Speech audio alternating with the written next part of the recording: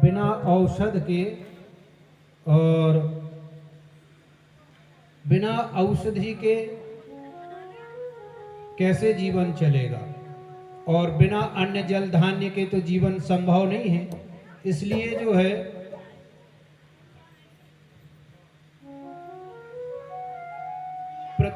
भगवान पृथु ने पृथ्वी का दोहन किया। पृथ्वी गौरूपणी पृथ्वी को पकड़ करके कि रे दुष्टे, पृथ्वी के प्राणी मारे जा रहे हैं अन्न भूख जल प्यास से, और तूने जो है सब कुछ रत्नों की खान होते हुए भी तूने देना बंद कर दिया है। तो गौर बना करके पृथ्वी को, धर्म को वत्स बना करके और दोहन किया है। तो अन्न जल रत्न औषधि तो सब कुछ पृथ्वी देने लगी। जब जो चाहिए तब पृथु का राज्य आया, सब कुछ मिलने लगा। पृथु ने 100 यज्ञ किए। पृथु राजा ने 100 अश्वमेध यज्ञ किए, और अब उसके बाद उन्होंने अपने पुत्रों को राज्यभार दे करके, 100 पुत्र थे उनके, उनमें से राज्यभार दे करके फिर वे अपने धाम के लिए, स्वधाम के लिए पधार गए। बोलो पृथु भगवान की जय। आगे परीक्षित जी पूछते हैं, महाराज आपने कहा था कि मनु के 2 पुत्र हुए थे, एक तो उत्तानपाद और दूसरे प्रियव्रत। तो आपने प्रियव्रत वाली कहानी नहीं सुनाई कि उनके कितने पुत्र हुए और उनका क्या हुआ, उनका तो आपने वर्णन ही नहीं किया। क्या उनके यहाँ कोई संतान नहीं हुई थी?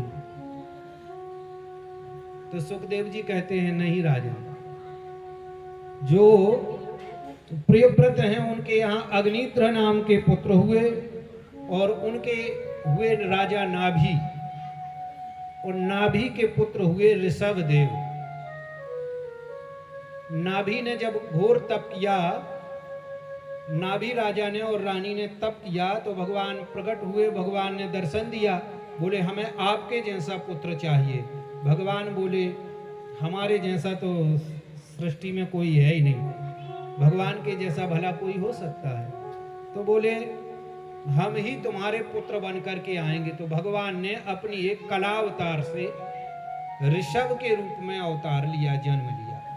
ऋषभ देव, बोलो ऋषभ देव भगवान की जय। बाल्यकाल से ही सबसे बड़ा प्रेम करते थे, बड़े सुकोमल अंग थे उनके, और सबके ऊपर दया का भाव रखते थे। राज्य करना भी उनको अच्छा नहीं लगता था, किसी पे अनुशासन करना, क्योंकि वे मानते थे कि भगवान का ही अनुशासन श्रेष्ठ है, तो वे ज्यादा किसी पे अनुशासन का रोकते नहीं थे। ऋषभ देव के ने भी बहुत से अनुष्ठान यज्ञ किए। उसके बाद उनके पुत्र हुए भरत। यह भारत जो है पहले अजनाभ वर्त कहलाता था। भारत के पहले इसको अजनाभ कहते थे। जब ये और भी अन्य देश जो बट गए हैं, ये सब मिला करके अजनाभ कहलाता था। अजनाभ के बाद जब भरत ने अवतार लिया, तब से इसका नाम भारत पड़ गया। बोलो भारत माता की जय। ऐसे जो है राजा भरत हुए। राजा भरत बड़े धर्मज्ञ राजा थे, नीति निपुण संपन्न राजा। और जब उनके लिए वैराग्य हुआ राज्य सुख भोग करके, तो उन्होंने राज्य सुख प्राप्ति के बाद अपने पुत्र के लिए राज्य दे दिया, और स्वयं जो है तप करने के लिए चले गए, भगवान की तपस्या करने लगे।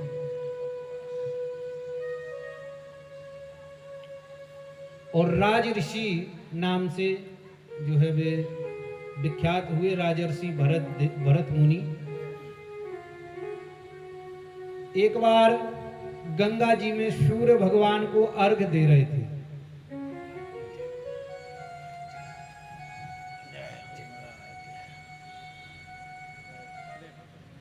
सूर्य भगवान के लिए जब अर्घ दान कर रहे हैं, उसी समय क्या देखा कि एक गर्भवती हिरणी आई और आकर के जल पीने लगी गंगा जी में। और सिंह ने जब दहाड़ मारी तो सिंह की दहाड़ से भयभीत होकर के उसने उछाल छलांग लगाई। जब उछाल लगाई तो जो प्रसव था वह गंगा जी में गिर गया। भरत मुनि ने उसके लिए मृग छौना के लिए पकड़ लिया और पकड़ करके अपने आश्रम में ले गए। अब आश्रम में ले गए, बड़े दयालु तो थे, करुणा थी उनके हृदय में, करुणा बस उसका उन्होंने लालन पालन किया, बड़े चाव से पालन करते थे कि देखो तो बेचारी का ना परिवार है, ना माँ है, ना पिता है, इसका परिवार झुंड भी नहीं है, अब ये तो सब कुछ हम ही को मान रही है। तो अब जो भजन करते थे भगवान का, भजन करते करते उन्हें थोड़ी देर में जो भगवान में ही मन लगा रहता था, वो थोड़ी देर बाद और जो है उस मृग में लगने लगा। उस मृगा में थोड़ी देर बाद उठ जाए, हरी हरी दूब तोड़े और उसके लिए चराने लगे। जब वह मृग बड़ा हो गया तो उसने छलांग लगाई और जहां उनकी जो आश्रम की सीमा थी, बाउंड्री थी, उसको कूद करके उस पार और अपने मृगों की झुंड में चला गया, भाग गया। अब जो भरत मुनि हैं